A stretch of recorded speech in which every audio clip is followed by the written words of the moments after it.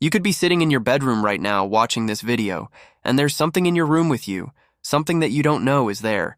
It's been there the whole time you've been watching this video, but now it's too late because it's already won. What if I told you you couldn't escape death? You could hide, you could run, but wherever you go, death would always follow you. This happened to an elderly gentleman who lived in the countryside. He was a normal man just living his life until one day everything changed. One evening he was sitting in his house when he heard a knock at the door. He went to go check who it was, but when he opened it, there was no one there. He assumed it was the wind and went back to what he was doing. But then he heard it again, a firm knock, knock, knock. Who could it be? He thought to himself.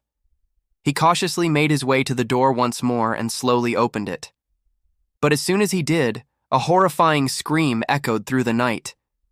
The old man fell to the floor in shock as he had just seen the devil himself standing in front of him. The figure began to walk inside, and the old man tried to make a run for it, but the creature was quick and graceful and easily caught up to him. With eyes wide with fear, the old man watched as the demon approached, and then it did the most unexpected thing. It smiled at him. "Hello," it said, its voice like nails on a chalkboard. "My name is Patience," and with that, the old man's life hung in the balance. He tried to scream, but no sound came out. His body felt heavy like a ton of bricks were on top of him. The killer knelt down next to him and whispered in his ear, "I want to play a game." Before the old man could respond, he felt a sharp pain in his neck. The killer had sunk his teeth into him and was draining his life force. As darkness enveloped him, the old man realized he had been chosen for a terrifying fate. The killer had the ability to accelerate the aging process of others, and he intended to use it on the old man. The old man woke up in a panic, his heart racing. He looked around and realized he was in his bed. It had all been a dream, or so he thought. Then he felt something wet on his face and he touched it. His hand came back covered in blood. He screamed at the top of his lungs, but no one came. He was alone in his house, or so he thought. Then he heard a knock at the door, a slow, methodical knock. He didn't want to answer, but he was curious.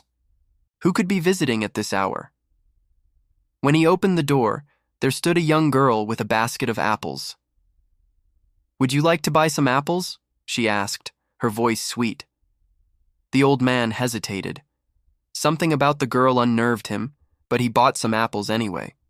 As the girl turned to leave, the old man noticed something strange. Her skin was wrinkled and aged, and she had a pair of horns under her hood. Before he could react, she vanished into thin air. The old man slammed the door shut and leaned against it, trying to catch his breath. What had he just seen? Was it the same creature from his dream? Or was he losing his mind? Days turned into weeks, and the old man became increasingly paranoid. He started seeing the same girl everywhere, and he began to age rapidly, his skin becoming wrinkled and his hair turning gray. One evening, the knocking returned. The old man opened the door to find the same girl standing there. "I'm here to collect," she said, her voice now a raspy whisper. The old man realized that the apples he had bought from her were cursed, and as he ate them, their power surged through his veins. He had become the killer's prisoner, trapped in a never-ending game of cat and mouse. Now the killer stood before him, his eyes glowing red in the darkness. "It's time to end this game," he said, his voice echoing with menace. The old man knew there was no escape. He was too weak and frail to outrun the killer, and the woods surrounding him were dark and treacherous. There was nowhere left to hide. Suddenly he felt a sharp pain in his neck, and the killer's face loomed over him, his eyes gleaming with triumph. "It's over," he whispered, his voice a venomous hiss. And as darkness enveloped him, the old man knew that he had lost the game.